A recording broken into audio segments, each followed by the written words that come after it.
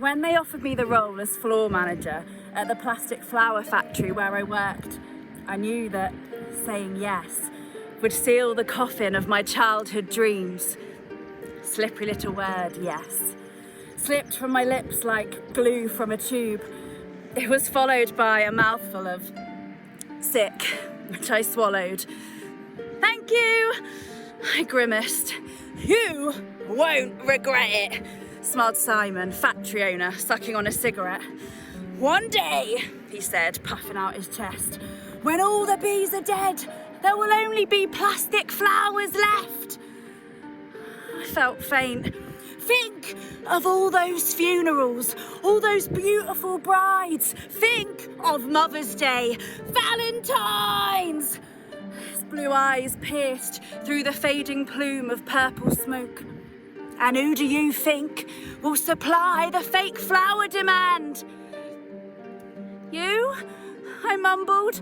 "Us, babes," he sparkled. "You'll be floor manager of the biggest flower manufacturers on the earth. Yeah!" "Right," I replied, lump in my throat, tears welling in my eyes. "I've cut you in, Janet. We'll be rich soon. Scientists are saying 10 years max."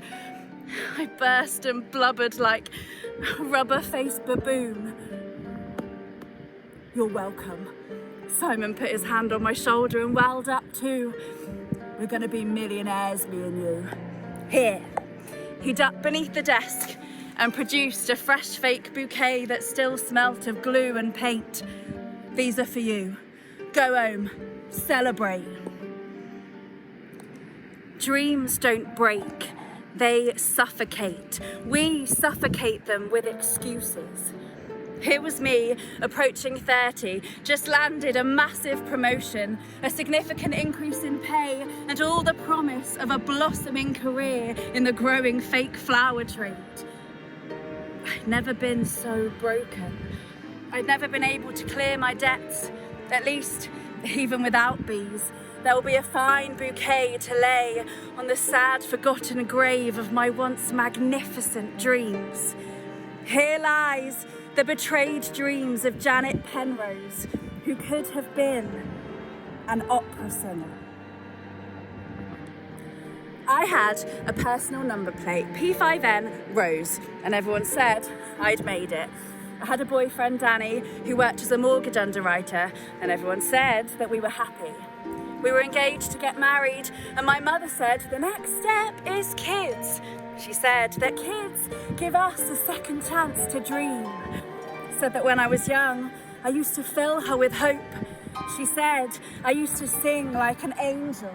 Said she thought I'd be a star. I hadn't sung a note in years. It had been 5 years since the promotion. The bees weren't dead yet. Danny and I still weren't married, but business was good. My life was as pretty as the award-winning flowers we manufactured. One sunny spring day, I heard a buzz. I thought it was in my head at first. Bzzz. A bee had flown in through the window and was buzzing round the factory. Bzzz. From flower to flower. Bzzz. I caught it. Ow! It stung me. My heart thundered and the sting throbbed. I carried the bee outside to set it free in the hedge, but when I opened my hands, the bee was dead. That night, Danny told me that he didn't want to get married anymore. Said he'd been pretending for years. I just laughed through my tears. The next day, I left the factory at lunch to get a pasty, and I didn't go back. I thought about Simon and his flowers. I thought about Danny and bees and weddings. I thought about children. I thought about my mother. I hadn't planned it, but I just kept walking, one foot in front of the other. The desert makes us small. I'd always wanted to go. Death Valley called out to me, the hottest place on earth.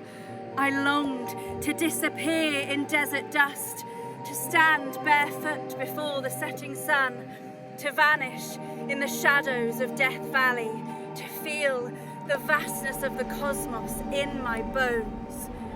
The wind howled across the basin, and from Dante's view on the north side of Coffin Peak, I could see towers of swirling sand picked up by the wind like the ghosts of dancing giants. My hair whipped and crackled as I climbed out of the car. My chest thundered, and in my mind, an orchestra played. The wind was cold. What did I expect this early in spring, this late in the day? And on the horizon, far off with the snow-capped mountains and the ancient gods, thick, dark clouds were gathered. I grabbed a blanket from the back seat and wrapped it around me. I walked one foot in front of the other for hours and saw not another living soul. It is Death Valley after all.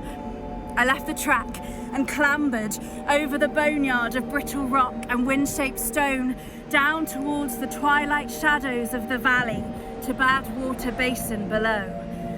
My mind clattered and rattled with thoughts of scorpions and snakes, and scaling the undulating red scale ridges of the eroded mountains, I realised I was lost in the space and time of an unquestionably galactic landscape.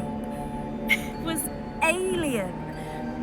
It felt like I had passed through a cosmic door to discover that Earth was a planet. I know that sounds obvious, but I'd never really comprehended that before. I followed a crack in the rock carved slowly over millennia by the rare trickle of rain.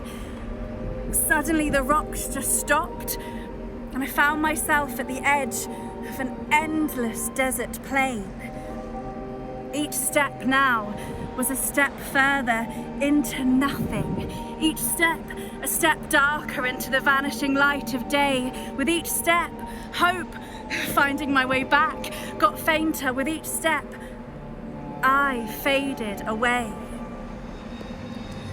I'd never experienced panic before. It stole my breath and left me clinging to the desert floor. Salt. Death Valley's cracked, flat basin holds salt like dry tears. I pulled out my phone. There was no signal and the battery was low. I held it up, hands trembling in the hope that somebody might see its glow. The blood fizzed dizzily in my head, a hyperventilating luminous wreck, just trying to be seen in the valley of the dead. And then the dark was pierced by the unmistakable glow of eyes. I thought I might faint. What's your name? A ragged coyote sat on the neon periphery of the digital glow, the desert wind whipping his matted fur, the darkness behind him. What's your name? He spoke again. Janet Penrose, I managed to gasp between breaths. You've lost your way. The wind howled. Yes, I called, I'm lost in a storm. He didn't answer. Is this all there is? I asked. Just dust and sand and storms. Is this all there is? I asked again. Come, he replied. Follow me. Storms such as this bring heavy rain. I followed the coyote's ragged shadow back to the car, where he carried on into the night and disappeared. I thought I'd have to drive for hours, but not so far. Through the desert darkness, I saw lights like a mirage. Death Valley Junction. And there was a ghost town whose hotel still received guests. Amargosa Historic Hotel. Music woke me, the swelling of an orchestra. I got dressed. I didn't know what time it was, my phone was dead, and stepped outside. The wind had dropped, but the atmosphere felt heavy, like the darkness above could fall. At the far end of the hotel, nearest the road, a light flickered on a peeling painted sign. Amargosa Opera House. And below, dressed in fake flowers, a board which read, "Performance tonight." I touched the plastic petals and smiled. The door was unlocked, so I let myself in. The orchestra was recorded and was crackling through old speakers. The seats were empty, but there was an elaborate mural of an audience hand-painted on the walls. As I took a seat, the lights dimmed and the curtains raised to reveal a magnificent old lady dancing on the stage. She danced with all the grace and beauty of a fading balletic butterfly, frail but made more beautiful by the dust of age. At the end, she bowed and I clapped. She bolted upright and squinted into the footlights. "I didn't know there was anybody out there," she spoke with a wavering voice. "Oh yes, sorry, I'm a guest at the hotel." "Did you bring flowers?" "Flowers," I replied, "to throw, onto the stage. You could throw them now if you like." "I'm sorry, I didn't." "Well, that's okay, kid," she smiled. "I never mind performing for the ghosts. I just wish they'd bring me flowers. I miss the flowers most." "I didn't know there'd be a show. I was just in my room, dreaming." She stepped over the footlights and into the shadows of the auditorium. "Yes," I replied, "I suppose I was." "Here, help me down. We'll take the front row." Her hands were cold, and up close I could see that her nails were stained with flecks of azure paint. "I've been painting the sky." "The sky?" I replied. She pointed above. The angels needed somewhere to fly. The ceiling was a painted sky full of angels and doves. Sitting down, the old lady sighed. "I've always loved painting, but dancing was my dream. When I paint, I am behind the brush, but when I dance, I become the painting." "Do you rehearse every night?" I asked. She tapped my knee in amusement. "You think I rehearse in costume and full makeup every night?" "No, dear, that was a performance." "Oh, sorry," I replied. "I just thought because there was no audience." She held my hand gently between hers. "You thought it wasn't a performance. My darling, in this life, you have to dance for the dance, not for the applause." Her words caught me off guard and tears streamed down my face. Outside, thunder clapped and the heavens opened. I just love the smell of desert rain. "Come," she smiled, wiping my cheek. "It's time for you to dream.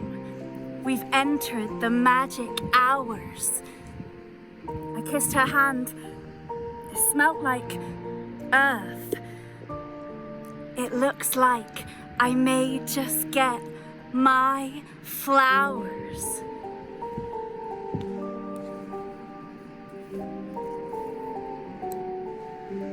I woke with the first ray of desert sun. The air was cold, but I drove with the windows down. I skidded in the dirt and I ran to the view at Dante's Lookout, and there I stopped.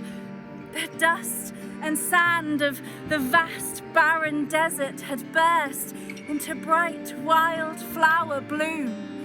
Who knew that Death Valley hid such a secret? Who knew that from such bleakness, beauty grew? "Hello?" The door was open, so I let myself in. "I have some flowers for the dancer." The dancer? A beautiful woman with tied back hair appeared. "The old lady dancer." Marta Beckett, she asked. I didn't catch her name. The woman pointed to a picture of the old lady, Marta, dancing as if she was about to leap out of the frame. Yes, for Marta. I held out the flowers. I'm Jenna, she smiled, taking them. Marta's successor and friend. We danced together in the sands of Death Valley on her final day. Her final day? I asked. Yes. She smelt the flowers. She always loved the smell of a Death Valley bouquet. Would you like to leave them on her grave? Yes? I hesitated. All the hair stood up on my arm. No, I'd like to sing for her, if I may. And at the end, I wonder if you'd be so kind as to throw the flowers on the stage.